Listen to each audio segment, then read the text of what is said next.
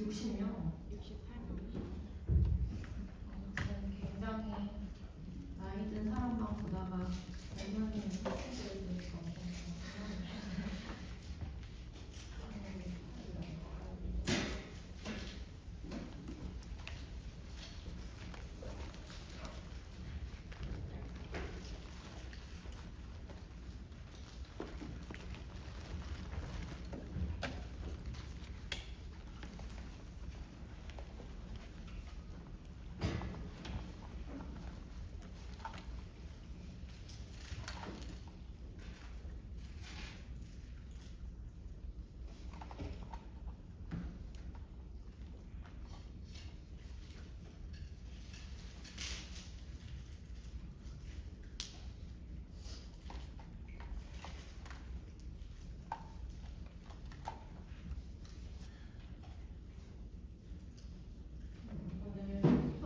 독성 대사성 질환이라고 하고 톡식 메타볼릭 엔세팔로패시라고 하는데 신경과 의사로서 의식저하 환자들에서 굉장히 많이 접하게 되는 항목들이기는 해서 한번 볼 거고, 그리고 이 톡식하든 메타볼릭하든 코스가 처음에는 이 코스들을 다 없애주면 트리터블한 케이스들이 많기 때문에 이거를 알고 치료를 해주는 게 중요하고, 근데 만약에 이게 계속 이러한 크로닉한 노출이 계속된다면 결국에는 CNS도 인저리가 생기기 때문에 일단 먼저 잘 알고 넘어가는 게 중요하거든요.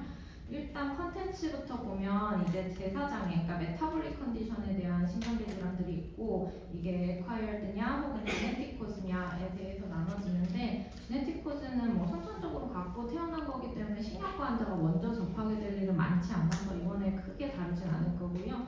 이번에는 acquired metabolic disease에 대해서 다룰 거고, 근데 이 acquired disease 같은 경우는 일단은 국소 신경학적 결손, 우리가 흔히 스트로크에서 볼 수 있는 한쪽으로 편마비가 온다거나 아니면은 뭐 말이 잘 안 나온다거나 이렇게 어느 특별한 포컬한 심텀보다는 이렇게 좀 잘 알 수가 없어요. 혼도 이렇게 스투퍼러스 한다거나 컴퓨즈 하다거나 이런 혼수 같은 이런 광범위한 기능 저하를 보이기 때문에 스트로크나 이런 거 하고는 조금 코스가 다르고 보여지는 증상이 다르기는 해요. 그래서 뭔가 국소적인지는 아는데 환자가 멘탈이 이상하다 그러면 의심을 해봐야 되는 가장 중요한 원인 중에 하나이고, 의식장애의 가장 흔한 원인이기 때문에 환자들 볼 때 이 메타볼릭 코스가 없는지부터 확인을 해주기는 해야 돼요. 일반적으로는 질환을 치료하면 좋아지기 때문에 이런 치료를 할 만한 컨디션이 있는지를 잡아낼 수 있다면은 우리가 치료를 할 수 있는 컨디션에 접근할 수 있으니까 이거를 알아야 되는 거고, 유전적인 거 포인트에 대해서는 이번 시간에는 거의 다루지 않을 거고, 알코올이나 영양결핍 또한 CNS에 영향을 줄 수 있어가지고 이런 것과 관련된 신경계 질환이 어떤 게 있는지, 그리고 약이랑 독성 물질도 물론 영향을 주는 게 굉장히 많은데 그중에서 대표적인 것들만 몇 가지 얘기할게요.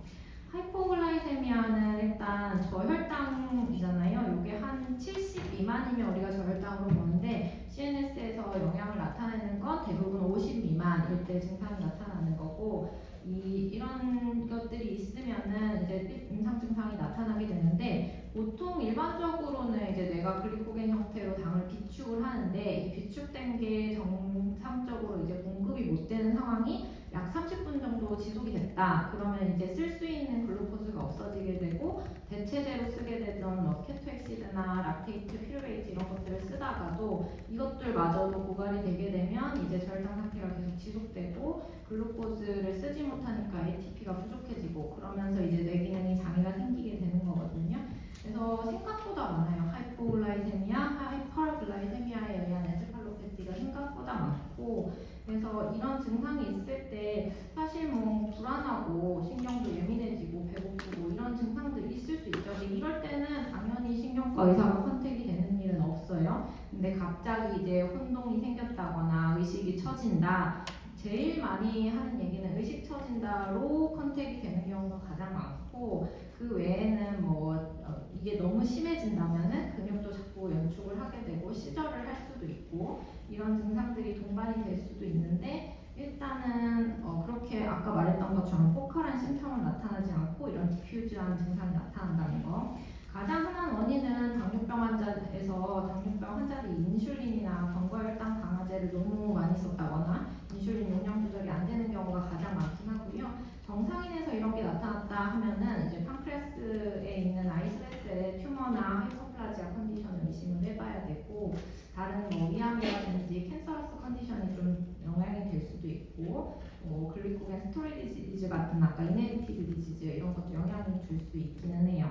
일반적으로 우리가 그냥 왜 바깥에서 이런 환자들을 봤을 때는 뭐 사탕이나 당 있는 음료 같은 거 먹으면 금방 해결이 되지만, 입원을 했다면은 이제 포도당액이나 아니면은 정맥주사로 이런 걸 무조건 적극적으로 교정을 해줘야 되는 컨디션인데요. MRI도 메타볼릭 엔세팔로패시에서 특징적인 거는 양쪽 다 변화가 있다는 거예요. 그래서 이게 디퓨전 이미지인데 양쪽 콜텍스에서 하이 시그널로 보이는 이런 변화들이 생긴다는 거. 보통 스트로크는 유니라테럴 심텀이 나타나는 게 다 편체적으로 증상이 일전에 생기기 때문이거든요.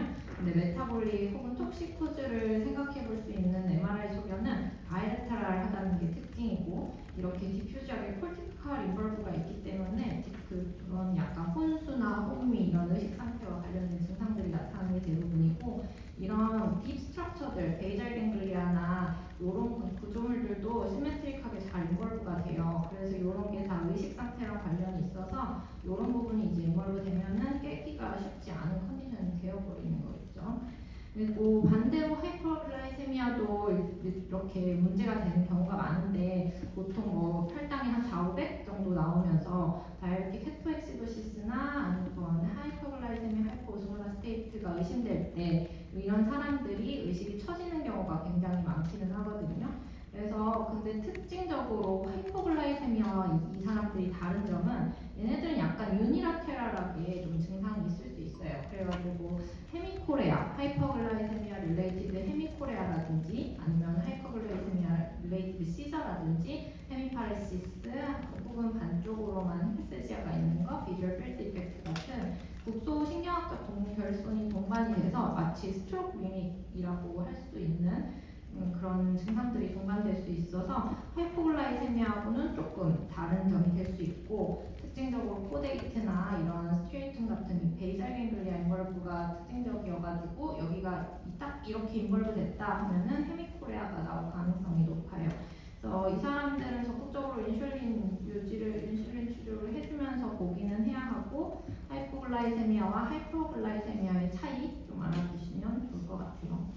그리고 사이로이드 디시즈도 은근 많이 보는데, 일단 흔하게 외래에서 볼 수 있는 거는 사람들이 약간 막 불안하고 막 갑자기 뭐 이렇게 망상 같은 게 생기고 혼미하고 의식장애가 생기고 이러면서 굉장히 떨면서 오는 사람이 있거든요. 이런 사람들에서 TFT 해보면은 하이퍼사이로이디즘 발견되는 경우가 종종 있어요. 그래서 우리가 루틴으로 TFT도 입원 환자나 외래 환자들한테 많이 같이 보는 증상들이기는 하고, 아주 드물지만 이것도 코레아라든지 뭐 마비라든지 이런 게 있을 수는 있는데, 외래 베이스로 볼 때는 이런 떨림이 전신적으로 좀 있으면서 약간 뭔가 할루시네이션도 있는 것 같고 딜리리어스 하고 이럴 때 이런 TFT 이상도 1차적으로는 의심을 해봐야 돼요.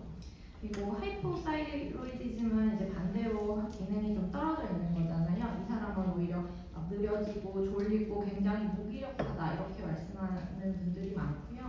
이런 게 너무 심할 때는 치료받지 않으면은 인지 기능이 저하된다거나 혼동이나 혼수까지 이어질 수 있어서 루틴으로 TFT 같은 거는 우리도 보통 체크는 하고 있어요. 근데 저희 과에서는 입원 환자 중에서 이제 제일 좀 메타볼릭 엔세팔로패시 중에서 좀 장기 입원을 하는 경우는 이 하시모토 엔세팔로패시라는 거거든요. 이 사람들도 우리가 원인을 알 수 없는 뇌염 환자들에서 하시모토 엔세팔로패시가 생각보다 많아요. 그래서 이 사람들 어떻게 진단을 하냐면 시저라든지 아니면 마이오크로너스라든지 할루시네이션이라든지 스트롱미믹 심텀을 보이면서 뭔가 의식이 처지고 인지 기능이 떨어지고 해서 왔는데 다른 검사를 했는데 특별히 이상이 안 나오고 안티바디로 나오는 것들이 없고, 근데 도대체 이 사람이 뭘까 하고 검사를 하면서 봤을 때 MRI도 특별한 게 없었고, 근데 TFT가 약간의 하이포사이로이디즘이 보이는 정도였는데 이 사람들한테 안티바디 했을 때 TPO 안티바디나 사이로글로불린 안티바디가 양성이 나오는 경우 있거든요. 근데 이런 자가 항체들에 의해서 자기 세포가 공격을 당하는 자가 면역 질환으로 알려져 있는 거고, 이 하시모토 엔세팔로패시는 그래서 의심을 하고 검사를 해보는 게 이것도 굉장히 중요해요. 그래서 이런 안티바디 검사를 나가는 거를 고려를 해봐야 되는 게, 원인을 알 수 없는 뇌염 환자들에서는 이런 검사도 꼭 같이 해봐야 되고, 이게 나와서 양성이 확인돼서 하시모토구나 라고 의심을 하는 경우에는 빠르게 스테로이드를 정맥 주사를 한다거나 아니면 면역 억제제 치료를 해야 돼요.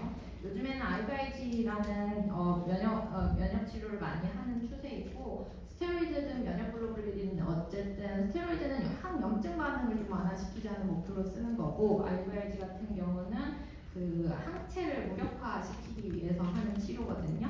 그래서 우리가 트리터블 하다고 생각을 하기 때문에 이런 질환들이 있을 때는 빨리 의심하고 빨리 검사하고 확인해서 치료를 하는 것이 중요하다. 그러려면 알고 있어야 된다.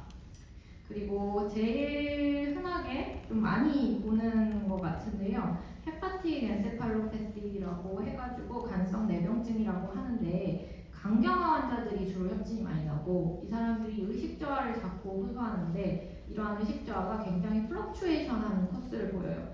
예를 들어 그냥 지속적으로 쭉 이상한 게 아니고, 그냥 오늘은 좋았다, 내일은 또 막 헛소리하고, 오늘은 또 막 깜짝했다가 내일은 또 막 계속 터자고, 그런 게 있으면서 약간 플래핑 트레머라고 하는 게 좀 특징적이라고 하는데, 팔을 앞으로 나란히 해가지고 손목을 익스텐션한 상태에서 보면은 이렇게 떨리는 이런 게 나오는 게 있거든요.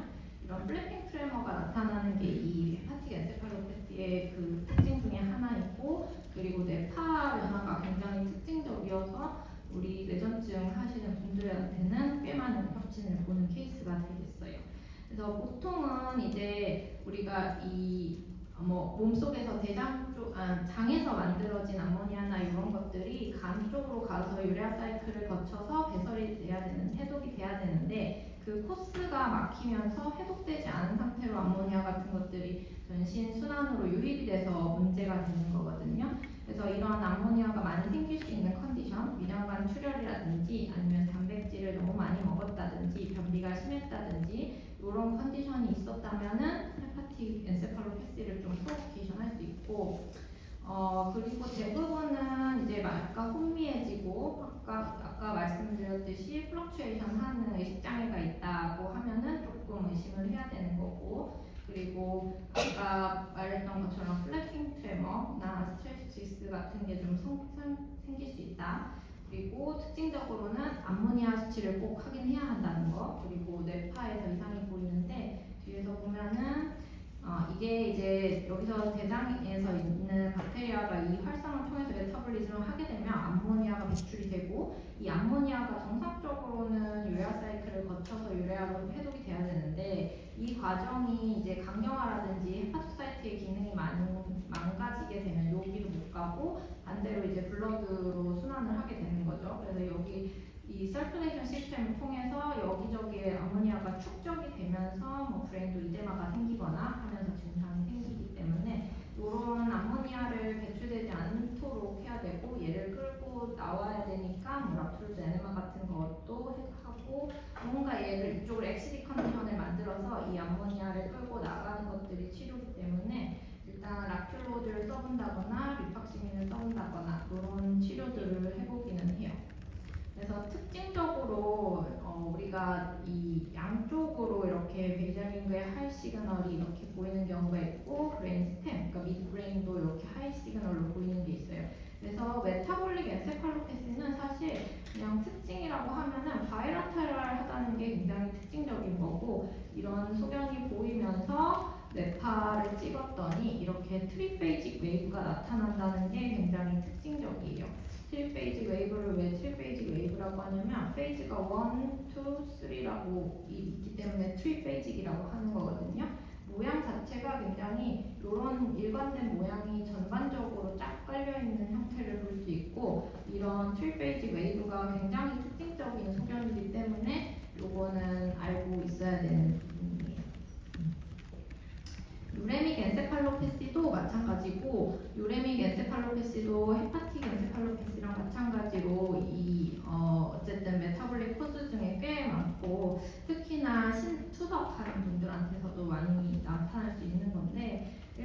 일시적으로 이 사람들도 혼동이나 혼미한 상태를 보이는 경우가 대부분이기는 하고 유레아 같은 독성 물질이 관여할 거라고 생각은 되는데 생각보다 이 비유엔 수치하고는 코릴레이션이 되지는 않더라고요. 그래서 그런 연관성이 없기는 하지만 어쨌든 유레아 때문일 거라고 생각은 하고 있고 이것도 약간의 퍼티그라던가 아니면은 뭐 이런 증상만 조금 있다가 심해질수록 약간 스티퍼러스 해주고 막 의식이 처지는 이런 증상들이 좀 나타날 수 있고 유레믹 엔세팔로패시뿐만 아니라 뭐 모든 메타볼릭 엔세팔로패시의 특징이긴 한데 특히나 유레믹의 경우에는 마이오크로노스가 조금 많이 나타나요. 마이오크로노스라는 건 아주 머슬의 그 절키한 무브먼트인데 막 툭툭 튀는 이런 마이오크로노스가 멀티포컬하게 전신적으로 나타나는 게 특징이고 이런 마이오크로노스가 있으면서 뭐 이런 랩이 안 좋다 하면 의심을 해야 되는 거고 마지막에 이게 너무 심해진다면은 이 엑시도시스를 해결하기 위해서 굉장히 딥브레스팅을 빠르게 하거든요. 그걸 포스말 레스피레이션이라고 하고 이런 게 나중에 막판에는 좀 보일 수 있는데 이런 것들이 있고 갑작스러운 신장 기능의 악화 이런 것들이 연관이 돼 있기 때문에 유레믹 엔세팔로패시도 의심을 하는 거를 생각을 꼭 해야 돼요. 그래서 결국 뭐 치료는 당연히 유레믹 컨디션을 조절하는 것밖에는 없고 일렉트롤라이트라든지 뭐 만약에 시절을 한다면 그거를 조절해 주는 정도인데 메타볼릭 엔세팔로패시에서는 어쨌든 원인 질환 치료가 제일 주된 치료 방침이기는 하고 아까도 말씀드렸듯이 유레믹 톡신이 가장 큰 원인이 된다고 생각하고 있고 이 톡신에 의해서 BBB가 깨진다거나 그런 디스럽션이 일어나면서 CNS에 영향을 준다고 생각하고 있어서 유레믹 톡신이 문제가 될 거라고는 생각하고 있는데 비유엔하고의 코릴레이션은 그렇게 많지는 않다. 그리고 투석하는 환자들에서 갑자기 투석을 너무 빨리 한다거나 하면 이런 다이얼리시스 디스이퀄리브리엄 신드롬 이런 게 생기거든요. 근데 너무 이거 투석 속도를 너무 빠르게 했을 때 이제 투석 초기에 좀 많이 나타나는 경향이 있고 그러면은 이 투석을 너무 빨리 하다 보니까 이제 혈중 피 속에 있는 요소 농도가 너무 낮아져 버리는 거죠. 그래서 뇌보다 낮아졌기 때문에 수분이 이제는 뇌로 이동하면서 결국에 뇌 부종이 생겨서 증상이 나타나는 걸 다이얼리시스 디스이퀄리브리엄 신드롬이라고 하고 종종 있어요. 이거는 그래서 투석하다가 환자가 좀 의식이 처진다 해서 컨택이 오는 경우가 종종 있고 근데 이거는 사실은 투석 속도를 조금 조절하는 것밖에는 방법이 없기 때문에 우리가 해줄 수 있는 게 많지는 않지만 어쨌든 이런 걸 인지하고 있어야 투석 속도를 조절할 필요가 있다는 거를 알아야 되는 거고 다이얼리시스로 인한 디멘시아인데 이거는 장기적으로 투석을 하는 경우는 결국에는 그 유레믹 컨디션이 장기적으로 나쁜 상태가 이렇게 깔려있다 보니까 결국에는 디멘시아 컨디션으로 가기는 가더라고요. 근데 예전에는 이 투석용액에 알루미늄 같은 거를 좀 포함돼 있어서 요거 때문에 더 심했었는데 요즘에는 요게 제거가 되면서 거의 발생하지는 않고 있다고 보는데요. 임상적으로는 그냥 투석을 좀 오래 하다 보면 인지가 좀 떨어지는 게 있기는 하더라고요. 그리고 이제 일렉트롤라이트 임밸런스 때문에 생기는 경우도 이제 하이포나트레미아, 하이퍼나트레미아 이런 것들도 다 있는 상태고 하이포나트레미아는 소듐이 한 135 이하면 생길 수는 있다고 하는데 근데 임상 양상이 나타나는 거는 거의 뭐 한 130 미만으로는 떨어져야지 증상이 나타나기는 마련이고 거의 115나 120 요 정도까지 떨어져야 신경학적 증상이 나타난다고 말을 하고 있어서 우리가 의식적으로 보게 되는 그 이런 하이포나트레미아 컨디션 환자들은 115, 120 막 이 정도거든요. 대부분은 뭐 GI 로스나 뭐 이런 번 이런 것들로 인해서 소듐 로스가 있으면서 증상이 생기는 경우가 많고 아니면 다이어레틱스를 너무 많이 썼거나 하는 컨디션에서 생길 수 있고요. 드물게는 SIADH라는 ADH 호르몬 문제로 생길 수 있는 컨디션이 있고 심부전이나 간경화 등에서도 생길 수 있기 때문에 일렉트롤라이트를 좀 팔로우를 해보는 게 좋은 방법이겠죠. 그래서 결국에는 하이포나트레미아 치료의 1번은 수분 섭취 수치를 제한할 수밖에 없어요. 볼륨을 조금 줄여줘야 되는 거고, 근데 만약에 대부분 이런 컨디션까지 오면 115, 120 정도까지만 오면 수분 제한으로만은 호전이 없거든요. 그래서 결국에는 3% 셀라인을 투약하게 돼요. 우리가 일반적으로 쓰는 거는 0.9% 노멀 셀라인인데 이런 하이포나트레미아 교정용으로는 3%그 고장 식염수를 투약을 해야 되는데, 여기서 또 중요한 게 이 고장 식염수를 통해서 증상을 조절하다 보면은 갑자기 너무 빨리 교정이 되다 보면 오스모틱 디마일리네이션 신드롬이 발생할 수 있거든요. 예를 들어 그래서 여기에 나온 대로 24시간 동안에 몇 이상 교정되지 않도록 주의를 해야 한다 이렇게 써 있는데, 만약에 이게 너무 빨리 교정이 된다면은 그때는 이 폰스라든가 여기가 폰스거든요. 이 부분에 이렇게 디마일리네이션이 일어나는 게 있어요.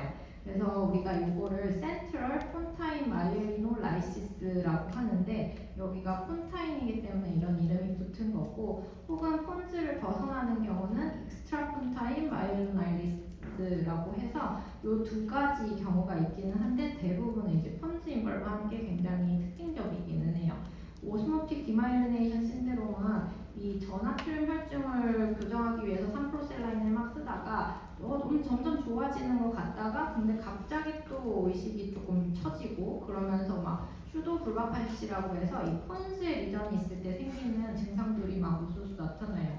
삼킴이 잘 안 된다거나 발음이 잘 안 되고 막 감정적으로 울었다가 웃었다가 갑자기 이모셔널한 그 이상한 걸 보이고, 그리고 에이탁시아가 보인다거나 이런 증상들이 좀 나타날 수 있거든요. 이게 이러면 이제 뭐 CPM이 왔나 보다라고 의심을 하는 경우가 많고, 그래서 MRI를 찍어서 이런 병변이 확인이 된다면은 CPM이 왔는데 이거는 사실은 또 치료가 마땅치 않아요. 그래서 예방을 하는 게 가장 중요하고, 그렇기 때문에 이렇게 몇 시간 내에 얼마 이상 교정되지 않도록 주의해야 한다는 거를 보기 때문에 하이퍼나트레미아 교정할 때는 하루에도 막 랩을 몇 번씩 확인하면서 교정을 서서히 해야 되는 게 중요해요. 한번 생기면 증상이 꽤 오래 지속이 되거든요. 쉽게 없어지는 게 아니고 마이엘린이라는 그 쉬스가 파괴가 되는 거기 때문에 회복까지 시간이 너무 오래 걸려요. 그래서 일단은 생기지 않도록 예방하는 게 가장 중요하고, MRI에서 하이퍼나트레미아 교정 중이던 의식저하 환자에서 MRI를 찍어봤더니 이러한 병변이 생겼다. 그러면 이게 뭘까라는 거 알아놔야 되죠. 그리고 하이퍼나트레미아도 역시나 이상을 일으킬 수 있는데, 혈중에 나트륨이 145 이상이 된다거나 하는 경우인데, 대부분 이거는 하이퍼나트레미아보다는 의식저하가 많지는 않은 것 같아요.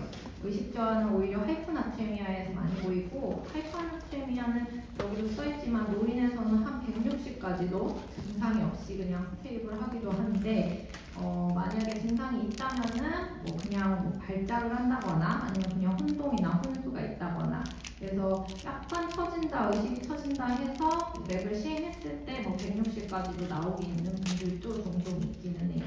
그래서 하이포나트레미아보다는 증상이 심하지는 않고, 교정도 일단은 나트륨이 많은 거니까 요거를 조금 조절을 해줘야 되는데, 센트럴 DI가 있어서, 그러니까 너무 요봉증이라고 우리가 부르는 거, 그런 게 이제 센트럴 코스라고 하면은 바소프레신 같은 거를 투여해주는 게 도움이 된다고도 알려져 있기는 해요.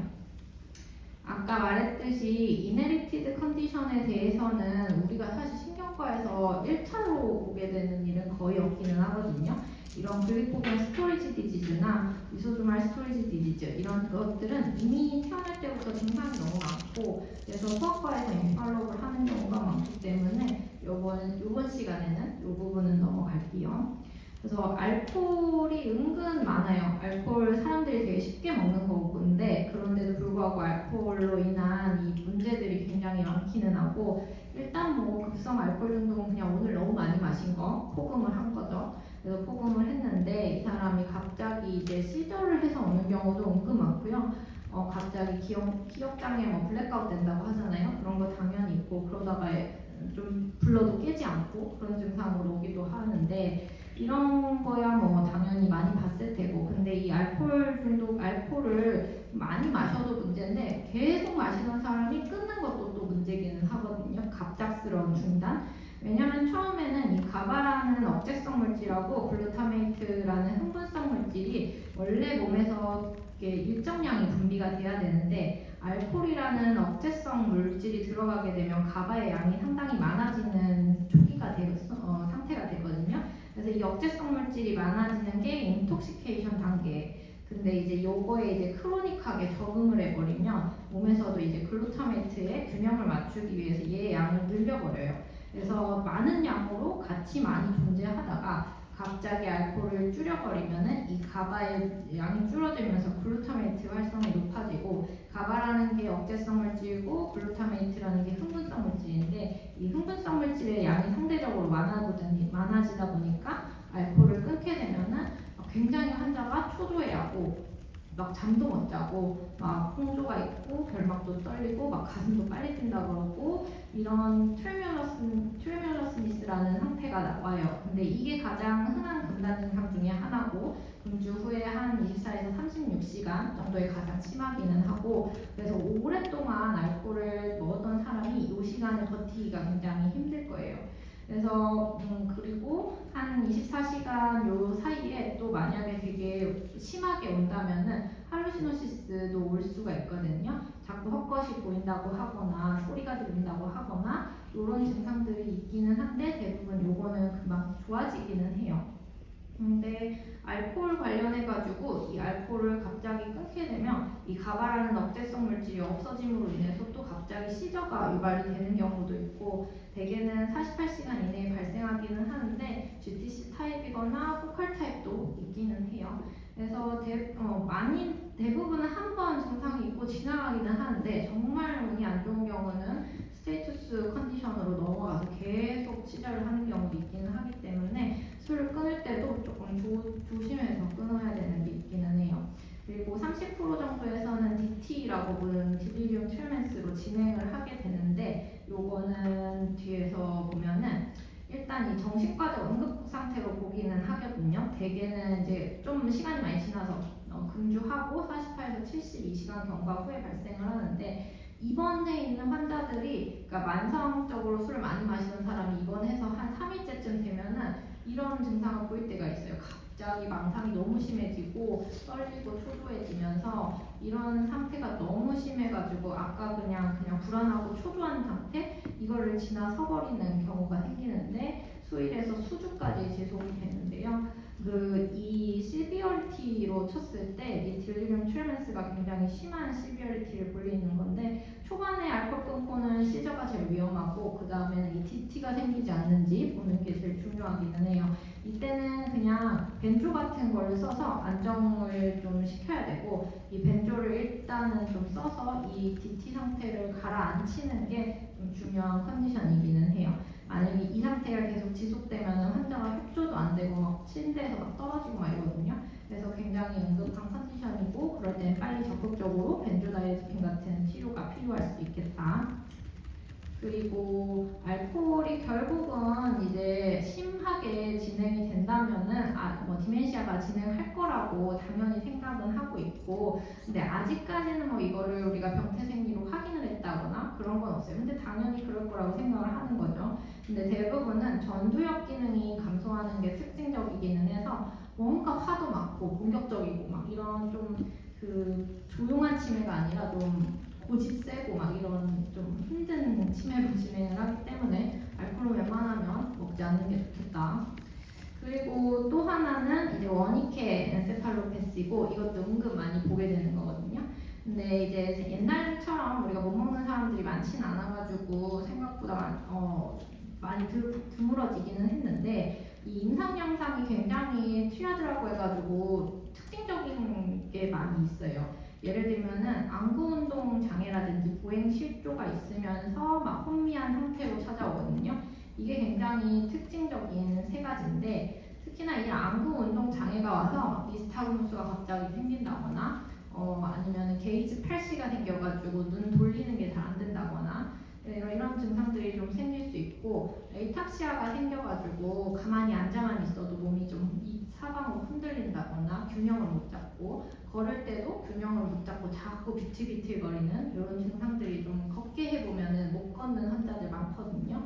그러면서 이제 디스오리엔테이트 있고 에이패시, 뭐 아이블릭한 거 이런 것들이 있으면서 암네지아, 기억력 장애도 있다. 이러면은 이런 심텀 트리아드만 봐서도 원익회구나 의심을 해봐야 되고, 그러면은 이 사람들한테서는 잘 먹었는지, 그러니까 식사량이 부족해가지고 비타민이 결국에는 B1이 부족해서 생긴다고 생각을 하기 때문에 이런 비타민 결핍이 있을 만한 컨디션이 없었는지 확인을 하긴 해야 돼요.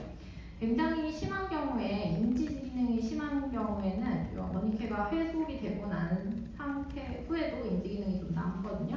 그거를 콜사코프 신드롬이라고 하는데, 이때 특징은 컨퍼뷸레이션이어가지고 말만 시키면 거짓말을 좀 지어내는 그런 증상이 좀 보일 수도 있어요. 근데 진짜 요즘에는 흔하진 않은 것 같고, 근데 옛날에는 정말 그냥 뭐 진짜인 줄 알았는데, 환자하고 얘기할 때는 진짜인 줄 알았는데 뭐 보호자한테 확인하면 다 거짓말이었다던가 그런 컨퍼뷸레이션을 보이기도 하는 증상이어서, 이런 환자들을 임상에서 볼 수 있다면은 좀 재밌을 수 있어요. 그래서 일단은 사이아민 결핍이 메인 코스다. 그래서 요거가 결핍될 만한 컨디션이 없었는지 확인을 해야 되고, 최근에 식사를 잘했는지, 그리고 술을 많이 마시면 사이아민 디피션시가 같이 동반이 많이 되거든요. 그래서 크로닉 알코올릭스에서도 동반되는 경우가 굉장히 많아요. 그래서 급성 뭐 이렇게 증상을 할 때 이제 MRI도 이게 원익회 엔세팔로패시가 특징적이기 때문에 특히나 여기 살라모스라는 데를 잘 먹고 마밀라리 바디라는 부분을 많이 인벌브 하거든요. 그래서 여기는 돌잘 미드브레인 뒤쪽 여기하고, 여기 마밀라리 바디 있는 쪽하고 요 안쪽에 살라모스도 안쪽 부분을 특징적으로 인벌브하는 게 특징이고, 요런 데를 좀 인벌브 한다는 특징들 때문에 아까와 같은 게이지 팔시라든가 아니면 에탁시아 같은 증상들이 생기는 거예요. 그래서 이 사람들은 되게 굉장히 트리터블한 엔세팔로패시 중에 하나거든요. 그래서 사이아민을 막 IV로 막 엄청 펄스를 해줘버리면 은근히 게이지 팔시라든가 이런 게 생각보다 빨리 좋아지는 경우가 있어요. 근데 아마도 이런 에이탁시아 이런 것들은 조금 회복이 좀 느린 경우가 있기는 하고, 인지기억이 이미 손상이 됐다 하면은 요거는 조금 오래 갈 수도 있어요. 그래도 이런 옵살모플레지아가 있으면서 에이탁시아가 있고 인지기능 저하가 있다. 근데 만성적으로 술을 먹는 사람이다. 뭐 안주 없이 술만 많이 마셨다. 그러고 이런 증상으로 호소하고 왔는데 MRI에서 이런 부분들에서 하이 시그널을 보였다. 그러면 이 사람한테 해야 될 치료는 사이아민을 부어봐야 된다. 이런 것들을 확인하는 게 좋겠죠.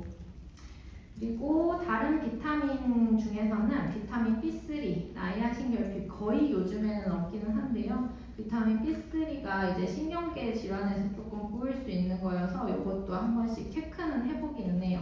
이제 더마타이티스하고 그리고 다이아리아가 좀 있고 그리고 디멘시아가 있다고 해서 우리가 3D라고 해가지고 세 가지 심텀 트리아드도 얘네도 특징적이기는 한데, 이 피부 쪽으로는 포토 센시티비티가 있어가지고 햇빛 노출 부위에 이렇게 대칭적으로 피부 병변이 생기는 경우가 많거든요.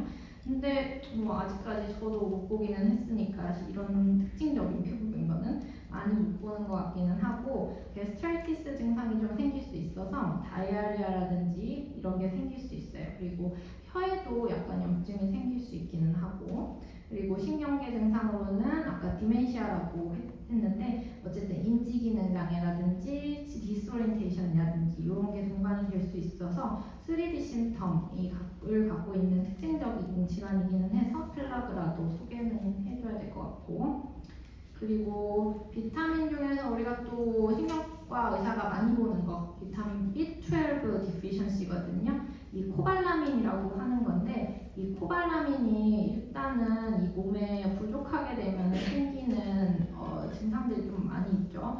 근데 이게 코발라민이 이제 인트린식 팩터라는 거랑 결합을 해서 일리움에서 흡수가 되는 건데, 이 일리움에서 흡수가 되지 못하는 사람들이 있거든요. 예를 들어서 이 인트린식 팩터가 없는 경우는 위를 절제했다거나 일리움이 없는 회장을 절제했다던가, 이런 사람들에서는 이 코발라민 디피션시 디피션시가 상당히 많아요. 그렇기 때문에 코발라민을 주입을 해주는 게 필요해서 이런 히스토리가 있다, 위 절제를 했다거나 폐장 절제를 했다거나 이런 걸로 인해서 뭐 퍼닉스 아네미아가 있다, 이런 병력이 있다면은 코발라민 레벨을 무조건 체크를 해보기는 해야 되고요.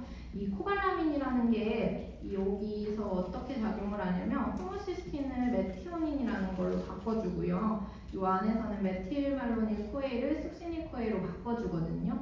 이 과정에 관여하는 것들이 안 되다 보니까 이 메티오닌이 합성이 안 되는 것이 문제가 되고, 여기서 여기로 전환이 안 되니까 얘가 쌓이는 게 문제가 되는 거거든요.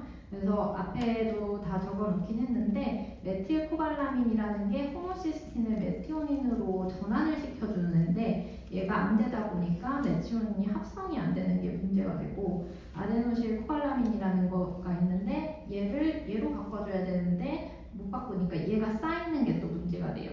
그래서 이 두 가지로 인해서 메티오닌이 감소하는 걸로 인해서 신경계 손상, 어쨌든 이게 아미노 액시드 중에 하나인데 이게 없어서 신경계 손상이 유발이 되는 거고, 그리고 이게 자꾸 쌓이니까 이제 마이엘리네이티드 파이버의 변성이 유발이 되기 때문에 증상이 나타날 수 있어요.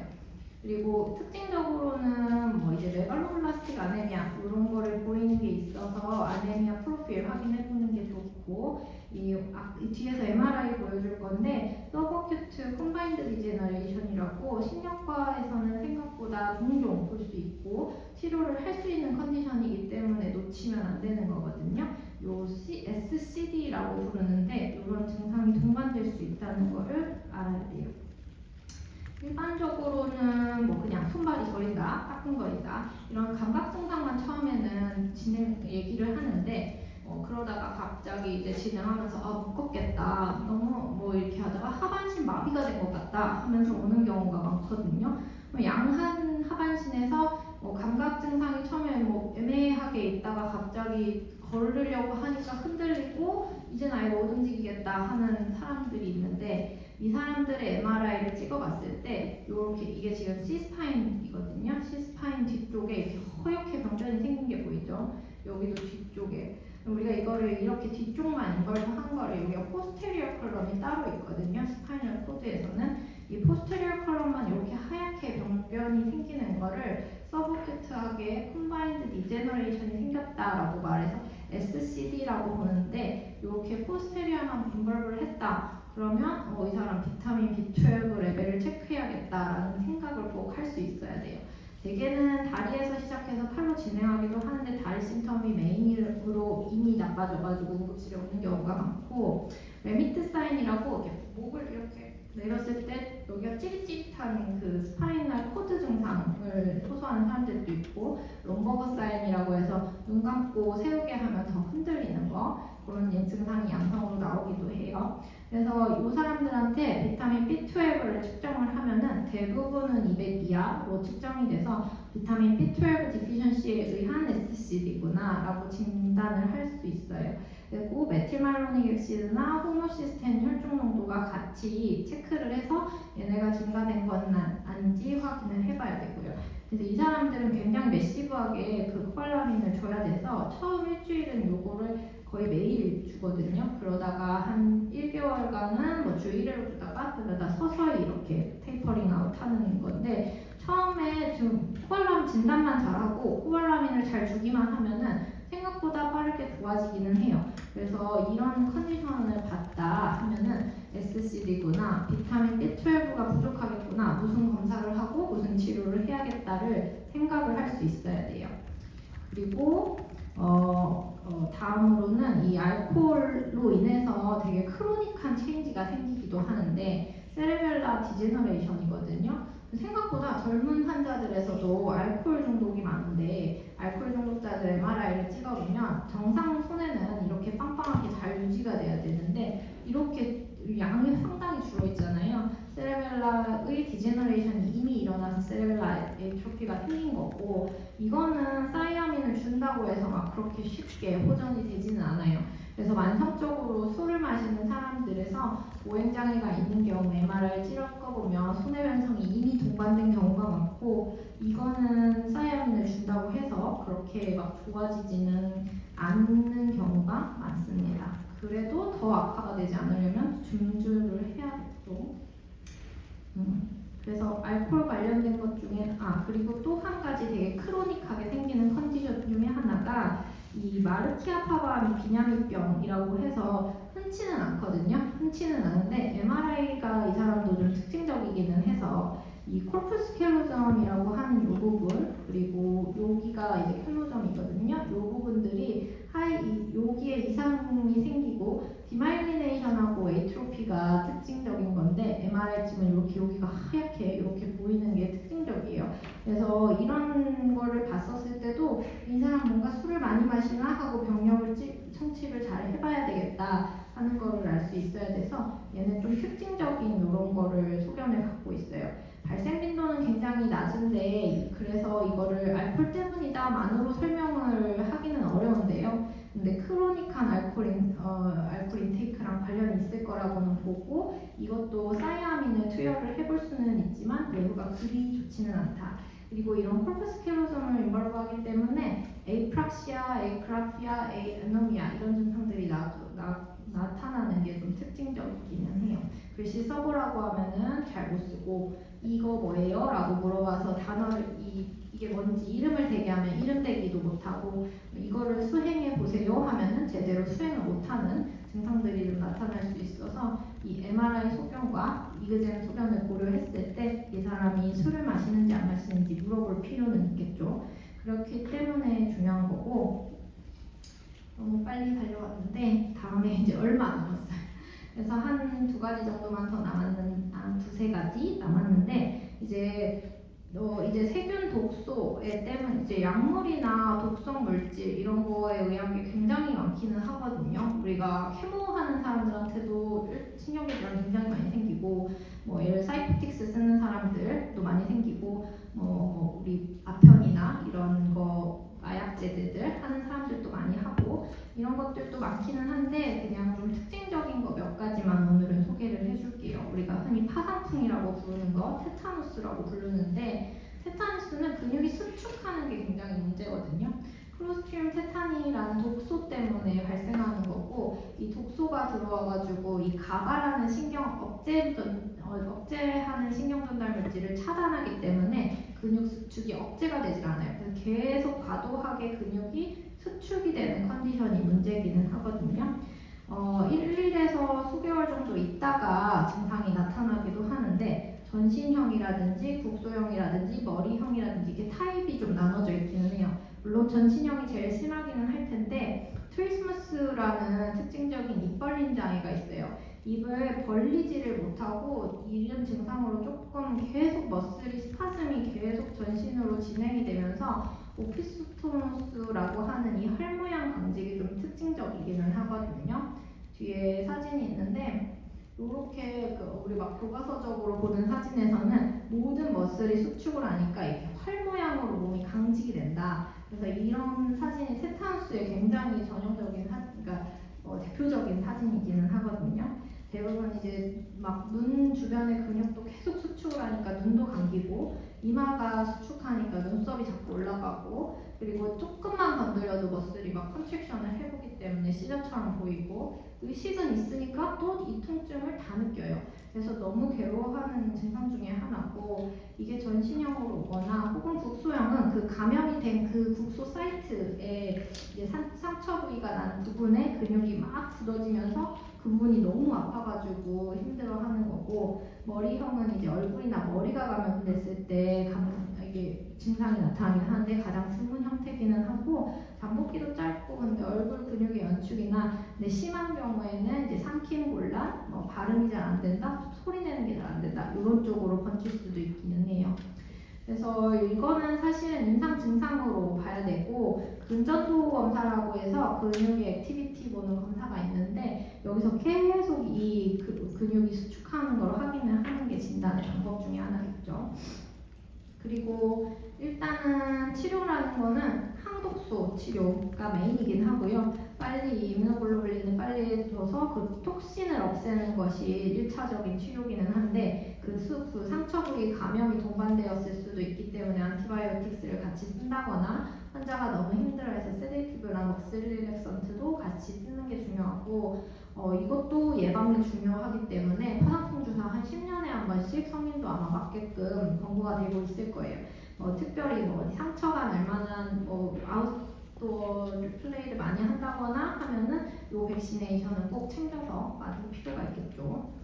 그리고 또 우리가 많이 들어본 게 보톡스, 보툴리즘이라고 하는 보툴리눔 톡신에 의해서 발생하는 건데 얘는 아까 테타누스랑 반대로 얘는 자꾸 근육이 이완을 하는 게 문제가 되는 거예요.